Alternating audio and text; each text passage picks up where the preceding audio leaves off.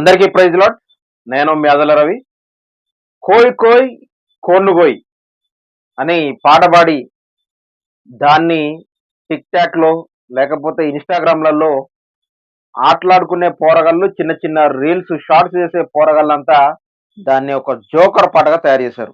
కానీ అది అలా కావడానికి ప్రధాన కారణం మన కోయ్ కోయ్ కోన్నుగోయ్ అని పాట పాడిన మీసాల గుర్రప్ప.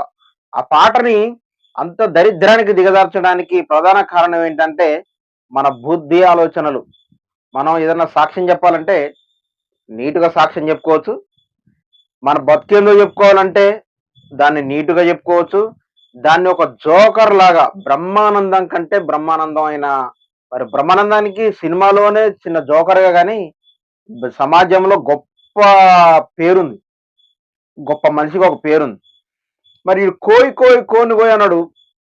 చివరికి కోడిని కోసుడు పోయింది, అన్ని పోసుడు పోయింది, క్రైస్తవ్యాన్ని కోసే కాడికి వచ్చింది. సిగ్గు మొత్తం పోతుంది క్రైస్తవ్యాన్ని. అర్థమవుతుందా? క్రైస్తవుల పరువు తీస్తా ఉన్నారు. ఇంతకు ముందేమో ప్రపంచవ్యాప్తంగా ప్రపంచవ్యాప్తంగా కేపాలు ఎన్ని స్వస్థతలు చేసిండు, ఎంతమంది జనాలు చుట్టూ, కొన్ని లక్షల మంది చుట్టూ మీటింగ్ పెడితే, కొన్ని లక్షల మంది. కేఏ పాల్ తెలవనోడు చిన్న బుడ్డోడు కానుండాలి, చచ్చిపోయే ముసలోడు కానుండాలి, ప్రతి ఒక్కరికి తెలుసు కేఏ పాల్ అంటే. కేఏ పాల్ అంటే అంత పేరుంది. కేఏ పాల్కి ఈ దేశంలోనే కాదు, ప్రపంచాలలో అన్ని దేశాలలో కూడా మంచి పేరుంది. కేఏ పాల్ ఏ దేశానికైనా పోతానంటే మొట్టమొదటిసారి ప్రధాని ఇంటికే పోతాడు, ప్రైమ్ మినిస్టర్ ఇంటికి. మరి మినిస్టర్లు, ప్రైమ్ మినిస్టర్లు పెద్ద పెద్దోళ్ళతోటి వాళ్ళు ఆయన దగ్గరకు వచ్చి ప్రార్థన చేయించుకున్న అటువంటి సందర్భాలు పోయి ఈరోజు మరి కేఏ పాల్ పరిస్థితి ఏమైందండి?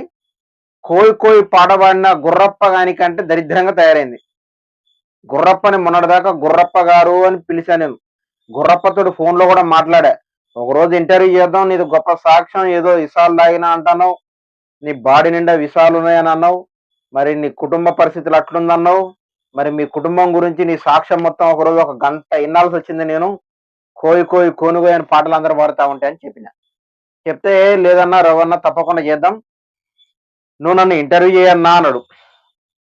ఇక ఇంటర్వ్యూ చేద్దాం కదా అనుకోని దగ్గరికి రాబోయే సమయానికి ఈ కోయ్ కోయ్ కాస్త కోనుగోయ్ కాస్త క్రైస్తవ్యాన్ని కోసే కాడికి వచ్చింది.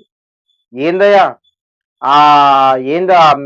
ఏందది దాని ఏంది షో, టీవీ షోలలో వ్యాలంటైన్స్ డే గురించి వాళ్ళేదో షో చేసుకుంటే, దేవుడు విష మనిషిని, నేనంతా విషప్ మనిషిని దేవుడు నన్ను బ్రతికించాడు, నన్ను ఇట్లా రక్షించాడు, మా దాంట్లో ఇలా ఉంది, మా జాతిలో ఇలా ఉంది, అలా ఉందనేసి నీకోసం సాక్ష్యాన్ని చెప్తే ఎంతో మంది ఇంటర్వ్యూలు చేశారు నన్ను.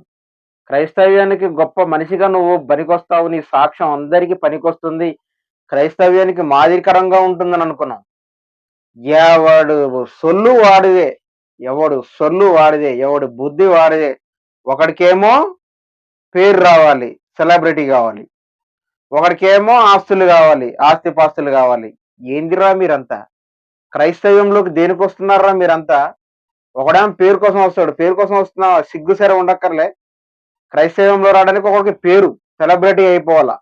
కోయ్ కోయ్ అనేసి 4 పోరగాళ్ళు టిక్ టాక్లు చేసుకొని, రీల్స్ తయారు చేసుకొని, ఆ ఇన్స్టాగ్రామ్లలో, ఫేస్బుక్లలో పెట్టుకొని, ఆ టిక్ టాక్లలో పెట్టుకునేసరికల్లా నువ్వు హీరో అయిపోయావు 2 రోజులకే.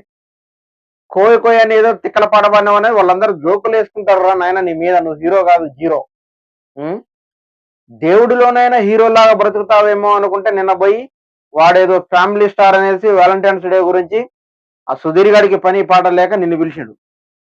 ఆడికి వేను, ఆ ఈటీవీ షోలోకి వేను. పోయి ఆడ క్రైస్తవుల పరమంతా వాడు అల్లుడు అంటే నువ్వు మామా అంటే నువ్వు అల్లుడు అని. ఏందిరా నాయన? కోయి కోయి బాగలేదని అంటున్నావు. అందులో పోయి ఏం కోయి కోయి బాగలేదు, ఏం కొని కొయ్యాలా, ఏం కోయి? అసలు నీ పరిస్థితి ఏంది? నీ జాతకం ఏంది? నువ్వు దేనికోసం వచ్చినావు? దేనికి ఆ ఇంటర్వ్యూలలో నీ సాక్ష్యం చెప్తా ఉన్నావు? ఫేమస్ కావడం కోసమా? ఫేమస్ అయిన తర్వాత 4 పైసలు సంపాదించుకోవడం కోసమా? బుద్ధి సిగ్గు ఉండాలి కదా.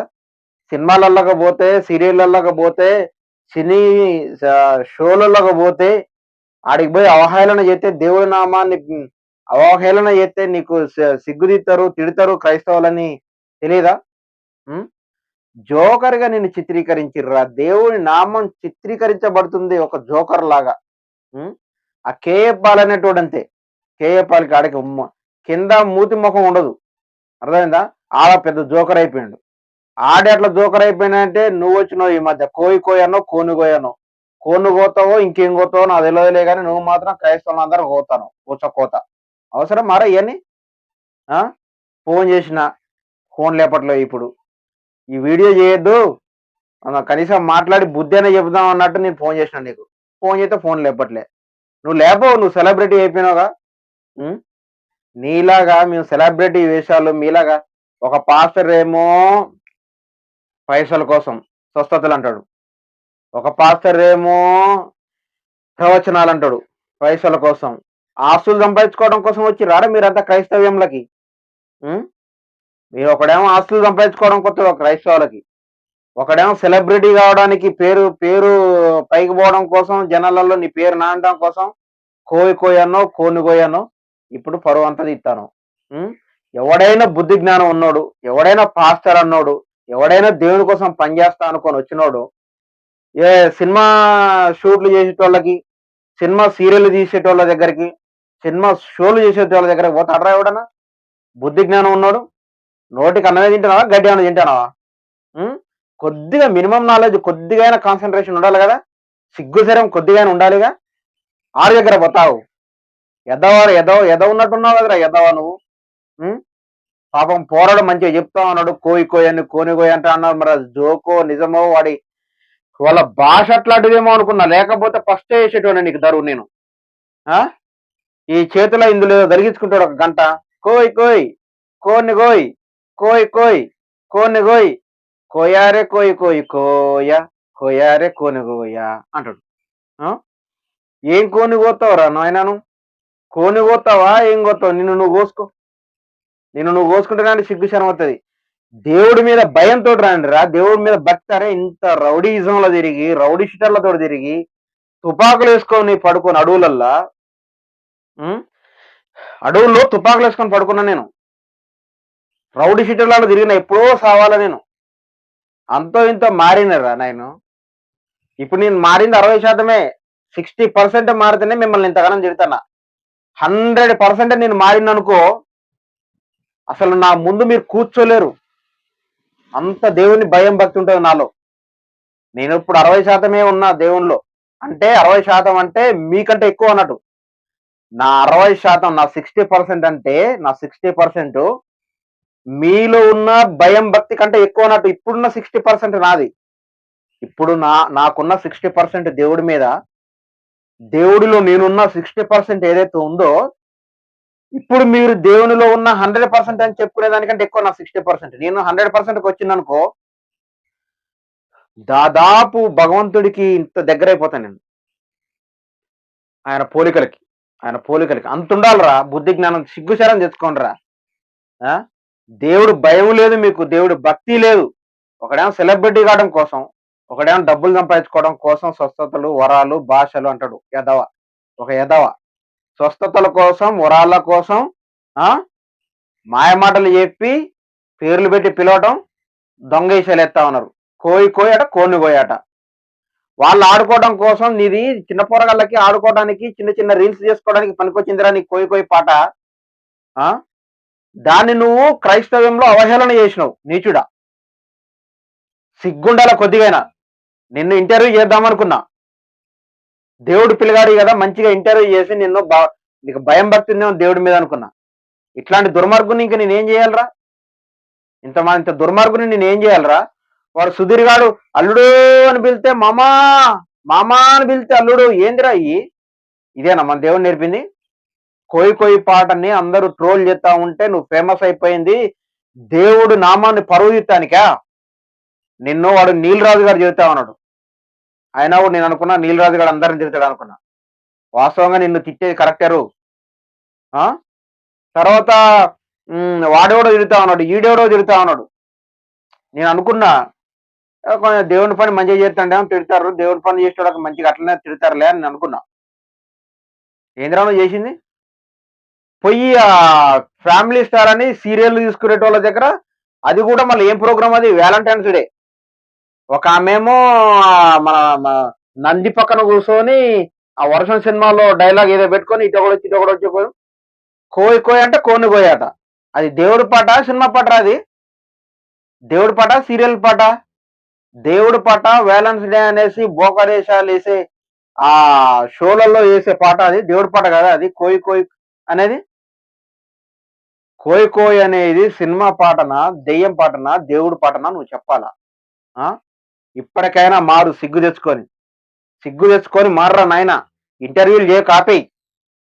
భయంతోని, భక్తితోటి దేవుడి సేవ చెయ్యి. భయం ఉంటే నీలో. నేను సెలబ్రిటీనే గావాలి, నాకు పైసలే గావాలంటే నీలాంటి బోకరగాళ్ళు భూమి మీద చాలా మందున్నారు. ఎవరిని ఆపలేకపోతున్నాం మేము. చెప్పేవరకు చెప్తాం. ఇనకపోతే ఏం చేత్తాం? వదిలేత్తాం. పైన చూసుకుంటాడాయన. నీకు గూడా కింద సెలబ్రిటీ గావాలి, 10 మంది నా పేరు నానాలి, 10 మంది నోళ్ళలో నా పేరు నానాలి, నాకు పైసలు రావాలంటే చేసుకో. చేసుకోరా. మీ అందరి కోసం స్పెషల్‌గా పరలోక రాజ్యం గాకుండా నరకాన్ని తయారు చేత్తాడు ఆ దేవుడు. అర్థమైందా? ఇప్పటికైనా బోకరు వేషాలు మానండి. మానండి, మానండి, మానండి. స్పెషల్‌గా చెప్తున్నా గుర్రప్ప, నువ్వు తొందరగా మారురా నాయనా! తొందరగా మాను. అర్థమైందా? ఈ బోకరేషాలొద్దు. కపట ప్రార్థనలు, కపట ప్రేమలొద్దు. ఈయనలాగానే చాలా మంది పాస్టర్లున్నారు. బోకర పాస్టర్లు. కపట ప్రేమలొద్దురా బాబు మీకరేయ్! కపట ప్రార్థన, కపట ప్రార్థనలు, కపట సాక్ష్యాలు చెప్పకండి. కపట సాక్ష్యాలు, కపట ప్రార్థనలు, కపట స్వస్థతలు, కపట ప్రవచనాలు, కపట ఏంది పిలుసుళ్ళు. ఏందిరా? ఒకడు దేవుడిని చూసినా అంటాడు, దేవునితో మాట్లాడినా అంటాడు. ఎట్ట మాట్లాడిండ్రా అంటే చెప్పడాడు. ఎట్ట తయారయ్యారురా మీరు? దేవుడి నామాన్ని అవమానపరచడానికా మీరంతా? సిగ్గుశరం లేదా మీకు? ఒక్కొక్క ఒక్కొక్క ఎదవ ఒక్కొక్క దాన్ని ఏర్పాటు చేసుకున్నాడు. ఒక్కొక్క ఎదవ ఒక్కొక్క లింక్ పట్టుకున్నాడు. ఒక్కొక్క ఎదవ ఒక్కొక్క లింక్ పట్టుకున్నాడు. దేవునిలో డబ్బులెలా సంపాయాలి? పేరెలా సంపాయాలి? డబ్బులెలా సంపాయాలి? పేరెలా సంపాయాలి? డబ్బులెలా సంపాయాలి? పేరెలా సంపాయాలి? ఒక్కొక్కడు ఒక్కొక్క లింక్ పట్టుకున్నారు. దేవుడు మిమ్మల్ని శిక్షిస్తారా రేయ్! మీకిక్కడ బాగా సుఖభోగాలు అనుభవించి కార్‌లలో, మేళ్ళలో తిరగాల, పెద్ద పెద్ద బంగ్లాలు కట్టుకోవాలా, అకౌంట్‌లలో కోట్ల కోట్ల ఆస్తులు సమకూర్చుకోవాలనుకుంటా ఉన్నారు. ఏమీ లేదు. నువ్వు సత్య తీసపోయి బొందలు పెడతారు. తర్వాత నీతోటి ఏం రాదు నీ పాపాలు తప్ప. ఆ పాపాలకు ప్రాయశ్చిత్త బహుమానం ఏంటో తెలుసా? పైన నరకం. అయన్నీ గమనిస్తారని, ఈ మాటలిన్న ప్రతి ఎదవ మారతాడని తెలియజేస్తూ, నేను మీ ఆదెల రవి. అందరికీ నమస్కారం. Praise lord.